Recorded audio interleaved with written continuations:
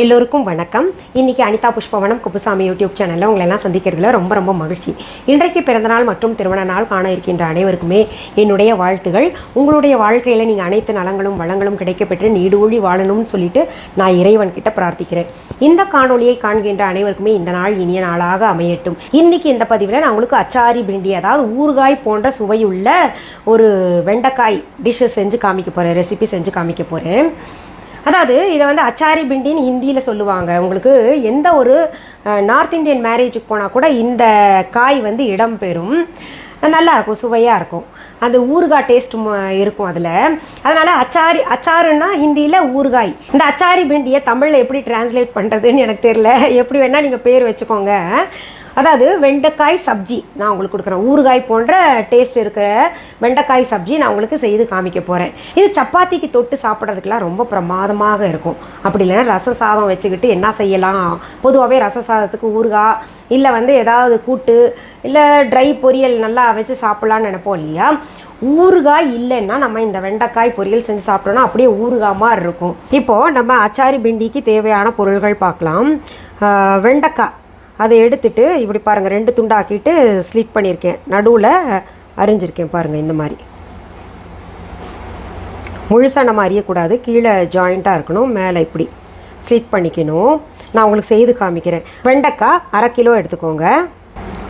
தக்காளி 3 துண்டுகளாக நறுக்கி வச்சுக்கோங்க. அடுத்தது இஞ்சி வந்து ஒரு 2 டீஸ்பூன் போல் வேணும், அதனால் பொடி பொடியாக நறுக்கி வச்சுக்கோங்க. அடுத்தது மல்லித்தூள் 2 டீஸ்பூன், தயிர் 1 கப், வெண்கடுகு, அதாவது கடுகு தோல் நீக்கியதற்கு இல்லையா, சமையலுக்கு பயன்படுத்துவாங்க. இந்த அச்சாரி பிண்டின்னா உங்களுக்கு தெரியும், ஊறுகாய் போல் சமைக்கணும் அந்த வெண்டைக்காய், அதுக்காக அந்த மாதிரி பேர் வந்திருக்கு. அதில் வந்து இந்த வெண்கடுகு போடுவோம் நம்ம. சோம்பு 2 டீஸ்பூன், மஞ்சள் தூள் 1/2 டீஸ்பூன், கலோஞ்சி அதாவது வெங்காய விதை, இதை கருஞ்சீரகம்னு கூட எல்லாரும் சொல்கிறேன், இன்னொரு முறை இதை கருஞ்சீரகம்னு கூட சொல்கிறாங்க, அது 2 டீஸ்பூன், மிளகாய்த்தூள் 2 டீஸ்பூன், எண்ணெய் 3 டீஸ்பூன், வெந்தயம் 1 டீஸ்பூன், பெருங்காயத்தூள் 1/2 டீஸ்பூன், நெய் 1 டீஸ்பூன். இப்போது நெய் போட வேண்டாம் அப்படின்னு நினைக்கிறவங்க எண்ணெயே வந்து 4 டீஸ்பூனாக எடுத்துக்கோங்க. உப்பு தேவையான அளவு, நான் இந்த உப்பு பயன்படுத்துகிறேன். இப்போது இந்த வெண்டைக்காயை நம்ம எப்படி நறுக்கணும்னு பார்க்கலாம். பாருங்கள், இந்த மேலே இருக்கக்கூடிய இதை வந்து நம்ம நீக்கிடுவோம் இல்லையா. நீக்கிட்டு அப்புறம் கீழே இருக்கிறது நீக்கணுன்னா நீக்குங்க, நான் பொதுவாக நீக்க மாட்டேன், நல்லாவே இருக்கும். அது நல்லா இல்லைன்னா தான் நீக்குவேன். இதை 2 துண்டுகளாக நறுக்கிக்கோங்க. அதுக்கு பிறகு பார்த்திங்கன்னா எப்படி ஸ்லிட் பண்ணணும், கீழே வரைக்கும் போகக்கூடாது, முக்கால்வாசி பகுதி வரைக்கும் போயிட்டு அதை நம்ம ஸ்லிட் பண்ணி வச்சுக்கணும். இது எதுக்காக பண்ணுறோன்னா மசாலா எல்லாம் உள்ளே போய் நல்லா சாரும், நல்லா சுவையாக இருக்கும் சாப்பிட்றதுக்கு, அதனால் செய்வோம். இப்போ நம்ம அச்சாரி பிண்டி செய்வதற்கு தேவையான பொருள்கள் எல்லாம் பார்த்தோம் இல்லையா. அதுக்கு வறுக்க வேண்டிய மசாலா பொருட்கள் இருக்குது, அதை நம்ம வறுத்துடலாம். இதில் முதல்ல நம்ம சோம்பு போட்டுக்கலாம். அடுத்தது வெந்தயம் சேர்த்துக்கலாம். தனித்தனியாக வறுக்கணும்னு நினைக்கிறவங்க கூட வறுத்துக்கோங்க, நான் எல்லாத்தையும் ஒன்றா வறுக்கிறேன். இதில் அடுத்தது இந்த வெங்காய விதைகள் கலோஞ்சி இருக்கு இல்லையா, அதையும் சேர்த்துக்கிறேன். கடைசியில் நம்ம கடுகு போடலாம், ஏன்னா கடுகு வந்து வெடிக்கும், அதனால் இப்போ போட வேண்டாம். இந்த 3ஐயும் நல்லா செவக்க வறுத்துக்கலாம். இப்போது இது வந்து செவக்க வறுத்தாச்சு பாருங்கள். அதில் மேலாக அடுப்பை அணைச்சிக்கிட்டு அப்புறம் இந்த வெண்கடுகு போட்டு கொஞ்சம் கிளறி விடுங்க. நம்ம அடுப்புலேயே பற்ற வச்சுக்கிட்டே நம்ம செஞ்சோன்னா அது நல்லா வெடித்து நம்ம முகத்துல எல்லாம் தெரிக்கும். அதனால் வாணலி சூட்லேயே இந்த வெண்கடுகு வந்து வறுத்துடலாம். இப்போ நான் அடுப்புலேருந்து இறக்குறேன். அப்புறம் ஆறுன உடனே மிக்ஸி ஜாரில் போட்டு நல்லா அரைச்சி எடுத்துக்கோங்க. குறகுறப்பாக இருந்தால் கூட போதும், ரவை பதத்தில் இருந்தால் கூட போதும். இப்போ பாருங்கள், மிக்ஸி ஜாரில் அரைச்சது இந்த நேரத்தில் எடுத்தாச்சு. குறன்னு இருக்குது, போதும். இது ரொம்ப நைஸாக இருக்கணும்னு வேண்டாம். அடுத்தது வாணலியை அடுப்பில் வச்சுக்கோங்க. அதில் நான் நெய் போடுறேன் இல்லையா, அதை சேர்த்துக்கிறேன்.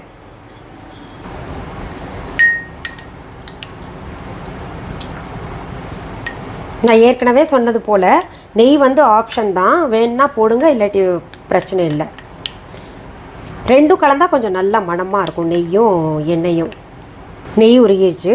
அடுத்தது நான் எண்ணெயை சேர்க்குறேன். எண்ணெயும் நெய்யும் சூடானதும் நம்ம இஞ்சியை சேர்த்துக்கலாம். இதில் அதை வதக்கலாம். இஞ்சி பச்சை வாசனை போன உடனேயே நம்ம வந்து பெருங்காயத்தூள் அதில் சேர்த்துக்கலாம்.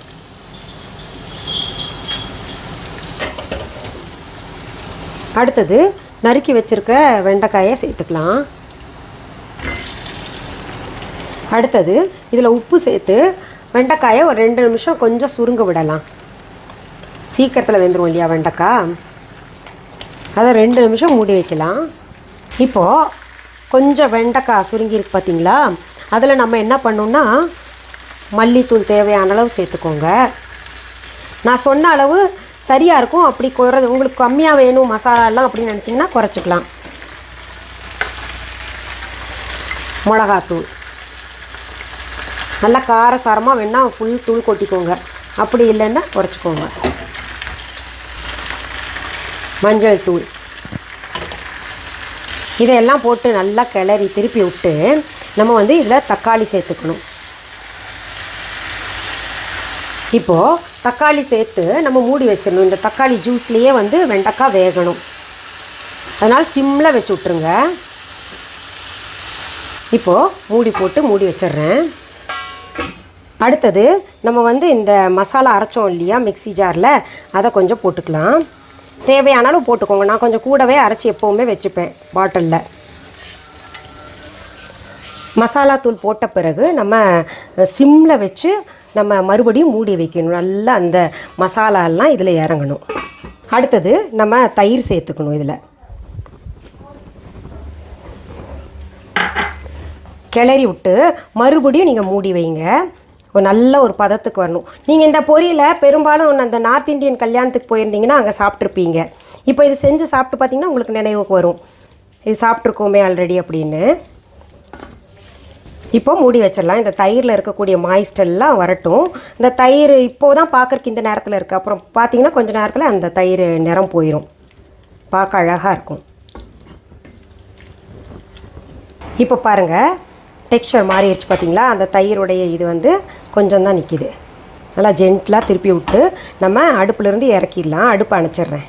நம்ம இப்போ அச்சாரி பிண்டி எப்படி செய்கிறதுன்றது பார்த்தோம் இல்லையா. ரொம்ப எளிமையானது, சுவையை தரக்கூடியது. நம்ம வெண்டைக்காய்னோடனே அது வறுவல் செய்யலாமா இல்லை வெண்டைக்காய் மண்டி வைக்கலாமா அப்படின்ற ஒரு சிந்தனை இருக்கும். அதை தாண்டி இப்படியெல்லாம் கொஞ்சம் நம்ம வித்தியாசமாக செஞ்சு சாப்பிட்டோன்னா நல்லாயிருக்கும். குறிப்பாக இந்த சப்பாத்தி பூரி கூட நல்லாயிருக்கும். அது செஞ்சு சாப்பிட்டு பாருங்கள். இப்போ நான் உங்களுக்கு இந்த சப்பாத்தி எங்கள் வீட்டில் தினமுமே செய்வோம் இல்லையா, அது கூட செஞ்சு சாப்பிட்றேன். எக்ஸலண்ட் டேஸ்ட்டுங்க. அதாவது இந்த ஊறுகாய் இருக்கு இல்லையா, அது போலவே இருக்கும், நல்லாயிருக்கும்.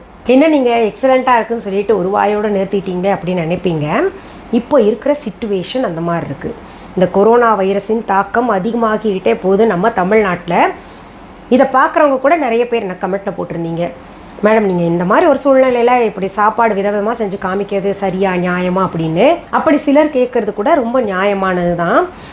அதனால தான் எனக்கு திரும்ப உங்களுக்கு இந்த டெம்ப்ட் பண்ணக்கூடாதுன்னு தான். ஏன்னா நிறைய பேருக்கு பார்த்தீங்கன்னா இப்போது சில பொருள்கள் கிடைக்கிது, சில பொருள்கள் கிடைக்க மாட்டேங்குது. அப்படி கிடைக்காதவங்கெல்லாம் ஏங்குவாங்கல்ல, நம்ம என்ன பண்ணுறதுன்னு சொல்லிட்டு. இப்போ கூட நான் எதுக்காக உங்களுக்கு எல்லாம் செஞ்சு காமிக்கிறேன்னா, இப்போ நிறைய பேர் சும்மா இருப்பீங்க, பொழுது போகாமல் என்ன பண்ணுறதுன்னு தெரியாமல் இருப்பீங்க. அதனால் இது போன்ற ரெசிபீஸ் போடுறத நீங்கள் என்ன பண்ணுங்கள், எழுதி வச்சுக்கோங்க, குறித்து வச்சுக்கோங்க. இல்லை பொருள்கள் கிடச்சா இப்போ குடும்பத்தோடு எல்லோரும் இருப்போம். வெளியூர்லேருந்து வெளிநாட்டிலேருந்தெல்லாம் நிறைய குடும்பங்களில் கணவர் திரும்பி வந்திருப்பாங்க. அவங்களுக்கு மனைவி விதவிதமாக இந்த நேரத்தில் செஞ்சு போட்டால் நல்லது தானேன்னு சொல்லிட்டு தான் உங்களுக்கெல்லாம் அந்த நல்ல எண்ணம் தான். எனக்கு உங்களுக்கு இந்த மாதிரி செஞ்சு ஒரு டெம்ப்ட் பண்ணணும் இல்லை சாப்பிட்டு காமிக்கணுன்றதே என்னுடைய நோக்கம் கிடையாது. என்னுடைய நோக்கமெல்லாம் ஏதாவது நீங்கள் கற்றுக்கணும், பொழுதை நம்ம சிறப்பாக அந்த பொழுதை கழிக்கணும் அப்படின்றதான். ஒரு விஷயத்தை கற்றுக்கிறது பார்த்திங்கன்னா என்றைக்காவது நமக்கு அது கை கொடுக்கும். வீட்டில் கை கொடுக்கலைனாலும் பரவாயில்ல, நம்ம வீட்டில் இருக்கக்கூடியவங்களுக்கு சமைச்சு போடுறதுனால நல்ல பாராட்டு பெறலாம், அவங்க ஆரோக்கியம் வலுப்பெறும். இத்தனை விஷயங்கள் இருக்குது ஒன்று செஞ்சேன்னா அதுக்கு பின்னாடி. நான் எதுவுமே யோசிக்காமல் செய்ய மாட்டேன். அதனால் நீங்கள் தவறாக நினைக்காதீங்க. நீங்கள் இப்போ கற்று வச்சுக்கோங்க, கிடைக்கக்கூடிய பொருளை வச்சு நீங்கள் செஞ்சுட்டு வாங்க. கிடைக்காத பொருளுக்கு நீங்கள் ரெசிபீஸ் பழகிக்கோங்க, குறித்து வச்சுக்கோங்க. பிறகு கூட கிடைக்கும் பொழுது நீங்கள் செஞ்சுக்கலாம். நமக்கு இந்த நிலை கட்டாயம் மாறுங்க. இது நிரந்தரமானது கிடையாது.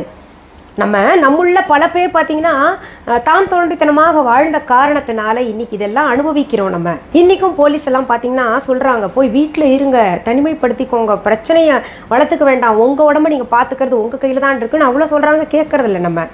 இன்றைக்கி நமக்காக டாக்டர்ஸ் எத்தனை பேர் தெரியுமா உயிரிழந்துகிட்டு இருக்காங்க.